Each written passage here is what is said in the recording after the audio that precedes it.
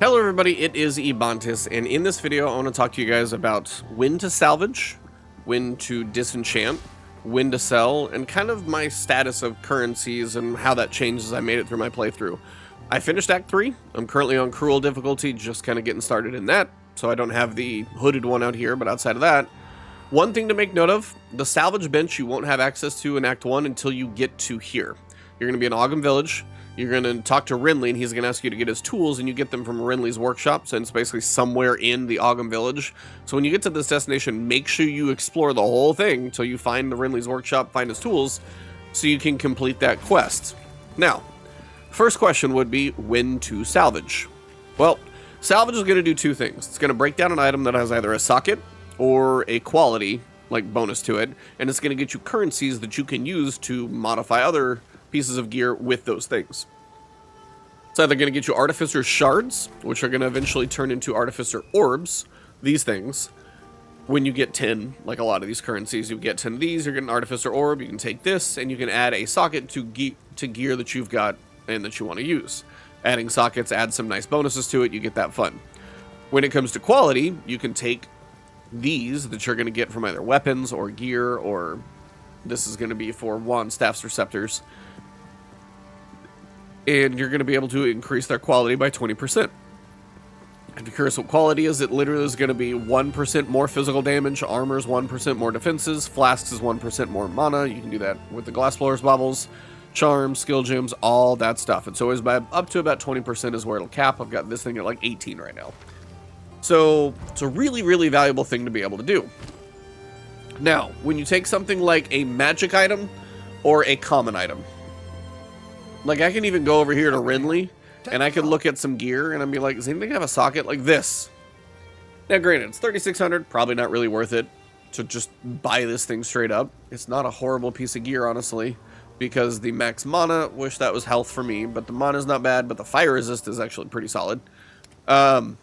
You might find a piece of gear that just has quality or a socket from a vendor. You might straight up just buy that for a little bit of gold, and I've actually taken that straight to the salvage bench. Don't normally do that, but I've just occasionally done that to build up that resource. But generally, say this is a superior cultist bow, and for example, it has like the quality on it like this does. That is something I would salvage 10 times out of 10. Same thing, if it's magical, you can either disenchant, you can sell, or you can salvage. But if it's got a socket or it's got quality, I typically am going to salvage. Same thing here. This is a more odd situation, but it's because it has both. Normally, rare gear you're going to want to disenchant, and I'll explain that in a second. But being as this has both quality and a socket, when I salvage this piece of gear, I'm going to get the quality currency for armor, and I'm also going to get that socketing shard, the Artificer Shard, which will help me get more Artificer's Orbs.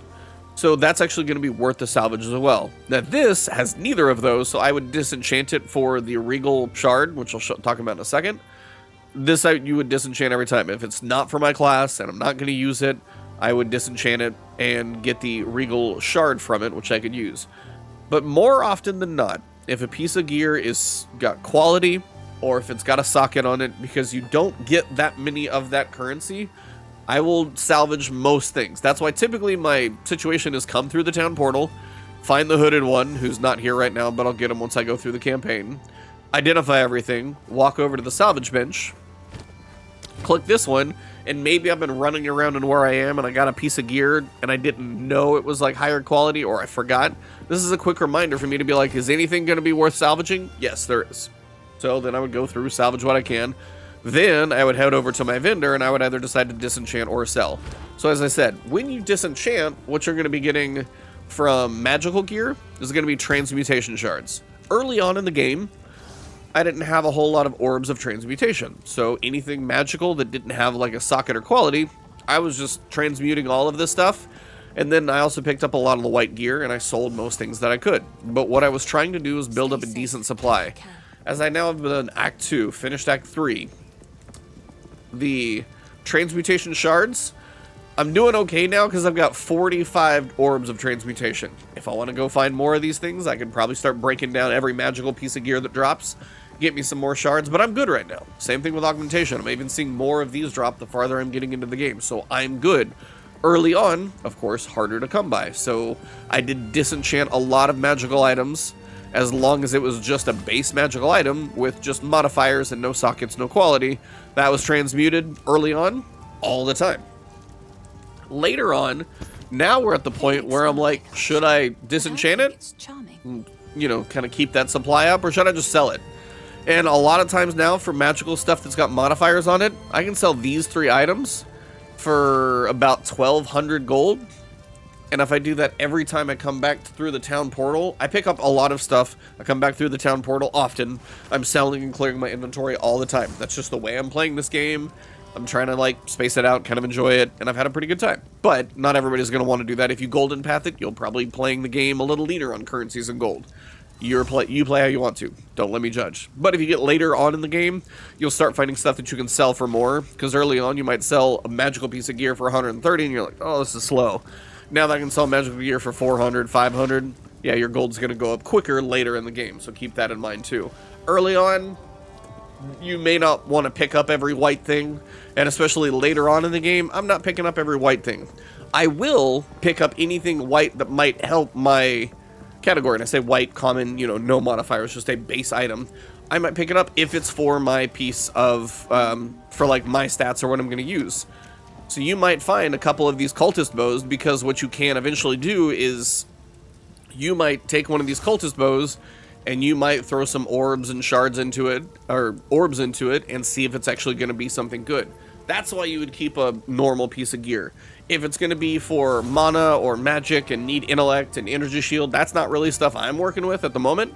So that would be the easy disenchants or the cells. Sorry, I like to hold on to bits and pieces. So that's why for me, this gonna be sold. Not gonna use a hammer. I don't know if I'm gonna do a warrior class next, but it's gonna be a while till I could possibly use this anyway, so I'm not going to keep a magical item. If I'm gonna keep something at level that I just want to give to my other character, it's at minimum gonna be rare. So magic gets very easy. If it's got sockets or quality, salvage it. If it's not, then you could probably just sell it for what it is. Funny thing is, I would not recommend doing this all the time because, you know, you probably are going to be a little while, but I've got 60 of these.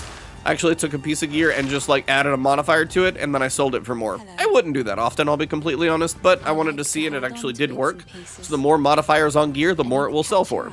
So just keep that in mind. But I wouldn't use your orbs of augmentation that way. Please don't do that. That's just kind of more of a test, and it worked, so I was curious. But the reason you're going to want gold is a couple of reasons. Sometimes these vendors, they're going to have some damn good stuff, just straight up. Now, I don't know if this is a good shield. Not really playing a melee build, so it could be, could not. You can also check your tiers to see if something's good. Tier 1, Tier 2, Tier 2, Tier 5, Tier 2, Tier 2.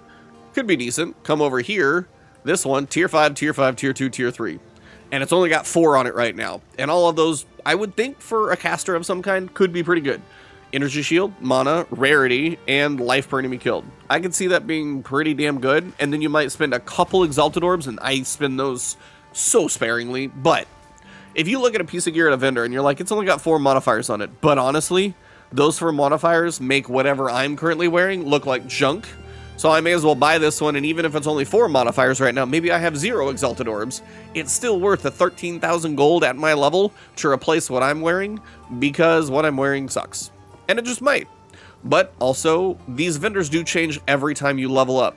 At some point, you're going to have a piece of gear that is so far behind, you just need to try and replace it. And that's where getting a stockpile of gold comes in, because my chest piece here at level 20 is doing okay, but it's Tier 2, Tier 2, Tier 1, Tier 3, Tier 2. It's okay, don't get me wrong, but it's actually served me well all the way through Act 3, surprisingly. But every so often you're like, I gotta get something better. I need to feel a little stronger. So then you're like, all right, I need some armor for my build. I'm trying to at least survive. Do I spend the 5,000 gold? And do I roll the dice on a piece of gear? And do I get something good? Well, I got a Tier 7 for life regeneration and increased armor and evasion. You know what? There could be worse. So that is not a base piece of gear to start off with. Also, it can sell for 630 gold. I mean, not the best ratio, but 1 out of 10 for just rolling dice. I could do worse, because this also is a gamble, and it sells for substantially less. So then you gamble, and you're like, did I get a good enough piece of gear? Maybe I did. Now, you might straight up just get a rare piece of gear if you do this, and at some point, I'm bound to get a rare piece of gear, which is what I'm sitting here trying to do, but I've been unlucky for a hot minute. Wow, let's just see how long this takes. They're getting worse, I'm pretty sure. Wow. Nope. At least that one sells reasonably. So you can spend a lot of gold, as you can see. I've been oddly lucky up until this point, I will tell you. But yeah, this is very unlucky when it comes to the gold. Oh my god. I'm just kind of stuck in making this video, so I may as well see what happens. Now, 28 to fire resist, armor, and evasion rating. I might stare at that one for a minute. This one's a little bit higher, only has 2. So we'll roll with that. So, again, I'm not going to spend any more money right now because I spent more than I wanted to. We'll build that back up a little later. But that's the idea, is you do eventually at some point may need to gamble a whole bunch of gold. Maybe you'll get lucky. These were gambled, and I got a pretty stout roll for what I was looking for, and it can actually pay off sometimes. So, you know, hopefully if you guys enjoyed watching me spend about 50,000 gold, I really haven't been that unlucky. Typically I'll buy like 2 or 3 or 4 in a row, and I'll eventually get a rare. I think it just doesn't like me right now because I'm making a video, but if you enjoyed watching me spend the money, hit the like button. But that's why you're going to want to start considering to sell stuff, picking up a lot of things, and that's why I did start to pick up almost everything that dropped, bring it back, so I could do one of 3 things. Salvage it. And again, when you're seeing white stuff on the ground, don't overlook it. At some point, you might look through and see something that's like superior. I don't even know if I have anything right now that is sitting here in superior status. I probably don't, because I have a lot of junk, but not a whole lot of stuff that's superior. But if you do see a white piece of gear on the ground and it says superior, you're going to want to pick it up because that actually might be better than you think.